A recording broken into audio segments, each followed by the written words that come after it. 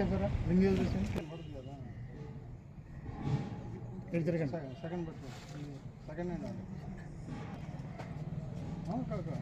రింగి వదిలేసాడు కావాలి రింగి కావాలి యాత్ర విజయవంతం కావాలని కోరుకుంటున్నాము.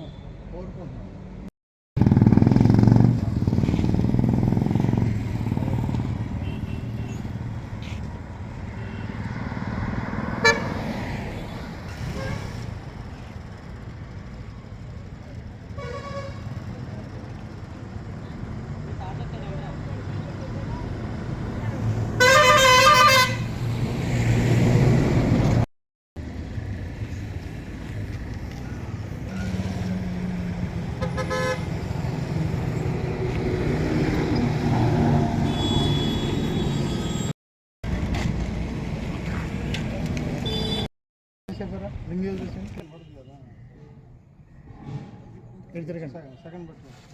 సెకండ్ హ్యాండ్ రింగి వదిలేసాడు కావాలి రింగి కావాలి యాత్ర విజయవంతం కావాలని కోరుకుంటున్నాము.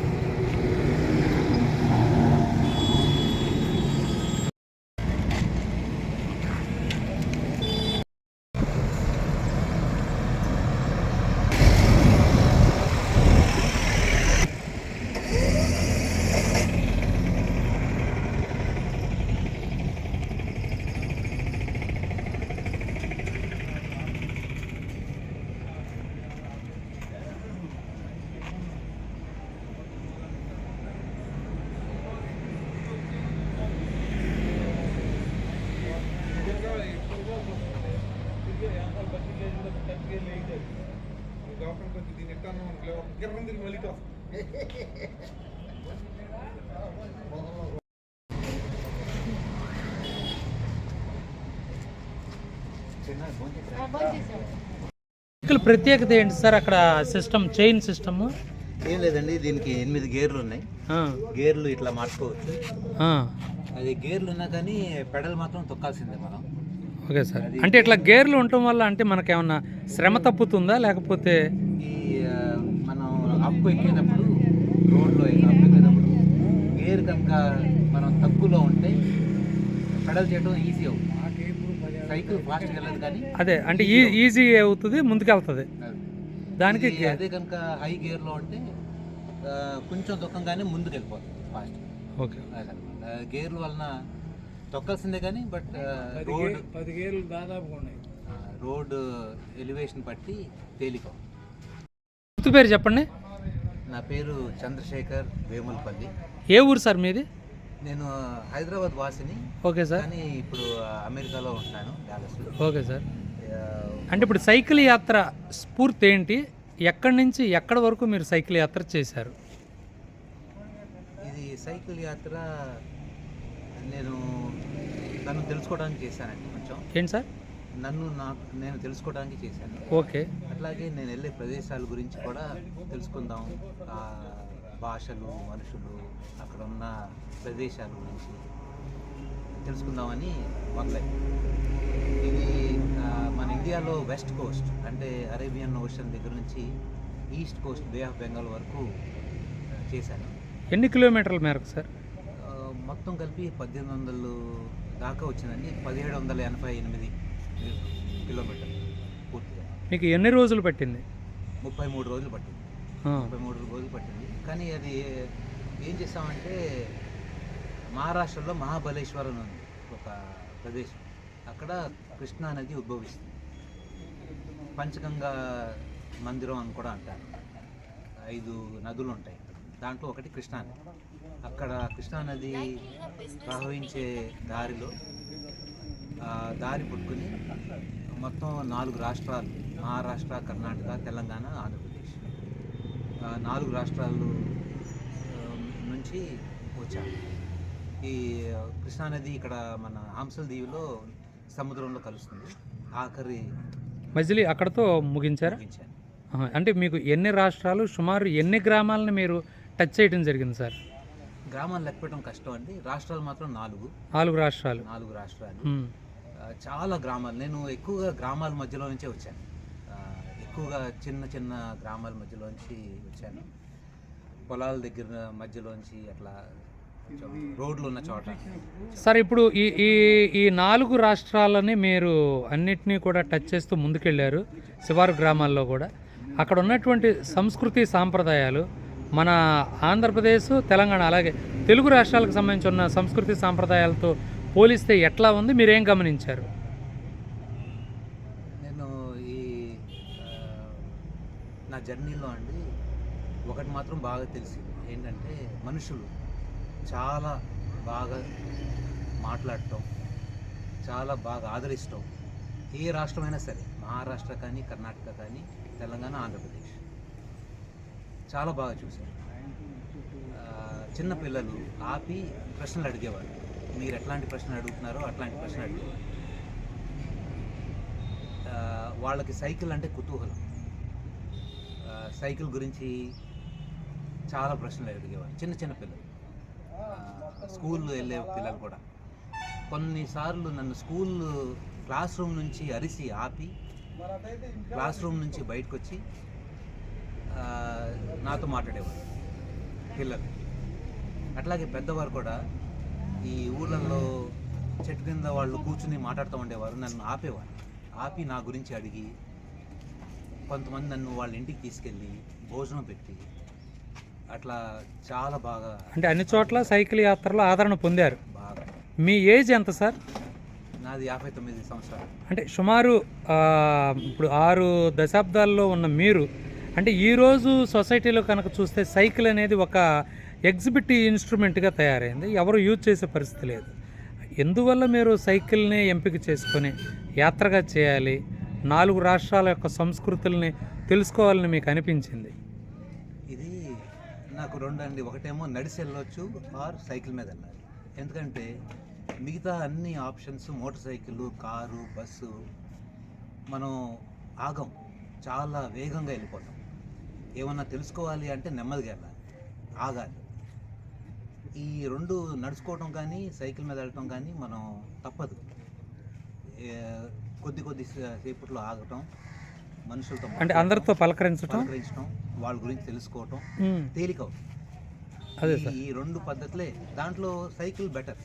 సైకిల్ బెటర్ అనే ఆప్షన్. చాలా ప్రశ్నలు అడిగేవారు చిన్న చిన్న పిల్లలు. స్కూల్ వెళ్ళే పిల్లలు కూడా కొన్నిసార్లు నన్ను స్కూల్ క్లాస్ రూమ్ నుంచి అరిసి ఆపి క్లాస్ రూమ్ నుంచి బయటకు వచ్చి నాతో మాట్లాడేవారు పిల్లలు. అట్లాగే పెద్దవారు కూడా ఈ ఊళ్ళల్లో చెట్టు కింద వాళ్ళు కూర్చుని మాట్లాడుతూ ఉండేవారు. నన్ను ఆపేవారు. ఆపి నా గురించి అడిగి, కొంతమంది నన్ను వాళ్ళ ఇంటికి తీసుకెళ్ళి భోజనం పెట్టి అట్లా చాలా బాగా, అంటే అన్ని చోట్ల సైకిల్ యాత్రలో ఆదరణ పొందారు. బాగా. మీ ఏజ్ ఎంత సార్? నాది 59 సంవత్సరాలు. అంటే సుమారు ఇప్పుడు 6 దశాబ్దాల్లో ఉన్న మీరు, అంటే ఈరోజు సొసైటీలో కనుక చూస్తే సైకిల్ అనేది ఒక ఎగ్జిబిటివ్ ఇన్స్ట్రుమెంట్గా తయారైంది. ఎవరు యూజ్ చేసే పరిస్థితి లేదు. ఎందువల్ల మీరు సైకిల్ని ఎంపిక చేసుకొని యాత్రగా చేయాలి, 4 రాష్ట్రాల యొక్క సంస్కృతుల్ని తెలుసుకోవాలని మీకు అనిపించింది? ఇది నాకు 2 అండి. ఒకటేమో నడిచి వెళ్ళొచ్చు, ఆర్ సైకిల్ మీద వెళ్ళాలి. ఎందుకంటే మిగతా అన్ని options, motor cycle, car, bus, మనం ఆగం, చాలా వేగంగా వెళ్ళిపోతాం. ఏమన్నా తెలుసుకోవాలి అంటే నెమ్మదిగా వెళ్ళాలి, ఆగాలి. ఈ 2 నడుచుకోవటం కానీ సైకిల్ మీద వెళ్ళటం కానీ మనం తప్పదు.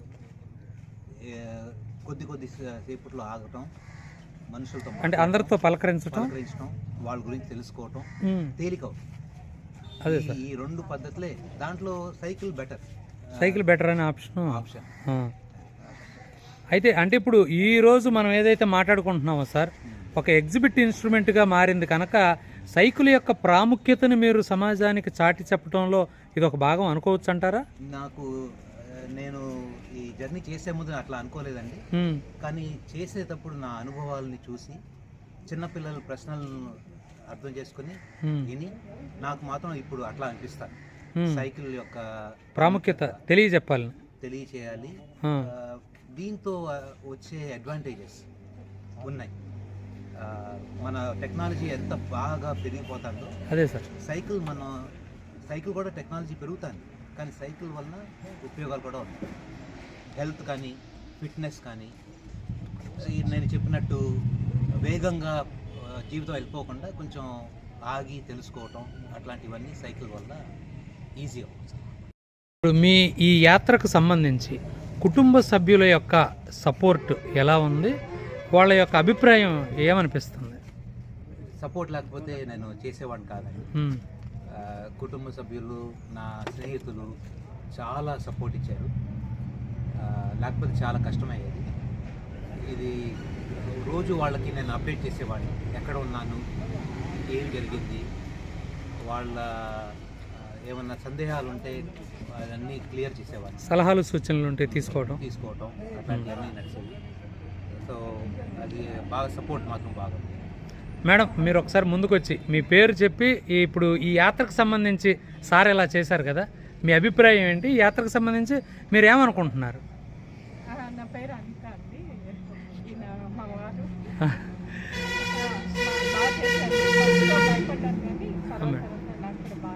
అంటే ఈరోజు ఇవాళ రేపు చూస్తుంటే మైనారిటీ తీరని వ్యక్తులు కూడా, చిన్నపిల్లలు కూడా, చిన్నారులు బైకులు వేసుకుని తిరుగుతున్నారు, లైసెన్స్ కూడా లేకుండా. ఇప్పుడు దాదాపు 60వ పడిలో ఉన్నటువంటి సారు సైకిల్ యాత్రతో దాదాపు 1800 కిలోమీటర్ల మేరకు ఇట్లా ఈ యాత్ర చేయటం అంటే ఈ ఎక్స్పీరియన్స్ని మీరు ఎలా, ఏ కోణంలో చూస్తారు, ఏమని చెప్తారు? అదే ఆ సంకల్పంతోనే వెళ్ళారు. 4 రాష్ట్రాల యొక్క సంస్కృతులు, సాంప్రదాయాలను మూటగట్టి ఇవాళ ఇక్కడికి తీసుకొచ్చారు మన నూజివీడు నియోజకవర్గానికి. మీరు ఎలా అనుకుంటున్నారు? శ్రీరామచంద్రుడు అశ్వమేధ యాగం చేశారు కదండి ఆ యుగంలో. అదే మేడం, అటువంటిది ఇట్లా మా కుటుంబంలో, ఇట్లా మా వంశంలో ఈయన వచ్చి చేయగలిగారు. మీ పేరు మేడం? నా పేరు శ్యామల. ఏమవుతారు సార్ మీకు? మా అల్లుడు గారు మా కూతురు. ఓకే, అల్లుడు గారి యొక్క సాహసయాత్రకు మీ బ్లెస్సింగ్స్. అదే అదే అదే మేడం, అనుకోకుండా అందుట్లో అమెరికాలో 30 సంవత్సరాలు అయిపోయింది. రెండు వచ్చారు, రాగానే 2వ తారీఖు 3వ తారీఖు వచ్చారు, 7వ తారీఖు బయలుదేరిపోయారు. ఓకే సార్, ఏదేమైనప్పటికీ నేటి తరానికి మీరు ఖచ్చితంగా స్ఫూర్తిదాయకం. మీరు అనుకోకుండానే సైకిల్ యొక్క ప్రాముఖ్యత ఏంటనేది కృష్ణా నది యొక్క పరివాహక ప్రాంతం, అలాగే మిగిలిన 5 నదులు ఎక్కడైతే కలిసి ఉన్నాయో ఆ ప్రాంతాలను కూడా మీరు ప్రపంచానికి ఒక్కసారి చూపించినటువంటి ఘనత అయితే మీకు దక్కుతుంది ఖచ్చితంగా. అయితే మేడం చెప్పినట్టు శ్రీరాముడు కాలంలో ఎలా అయితే అశ్వమేధ యాగం ఉందో, ఆ తర్వాత ఎన్టీ రామారావు ఎలా అయితే సైకిల్తో ప్రభంజనం సృష్టించాడో సైకిల్ గుర్తుతో, ఇవాళ మీరు ఈ సైకిల్ యాత్రతో మళ్ళొక్కసారి 4 రాష్ట్రాల యొక్క ప్రజల్ని అనుసంధానం చేసినట్టుగానే మేము భావిస్తాం. All the best sir. భవిష్యత్తులో మీరు మరిన్ని ప్రయోగాలు చేసి ఈ నేటి తరానికి మీరు స్ఫూర్తిగా నిలవాలని అయితే మేము కోరుకుంటాం. Thank you sir.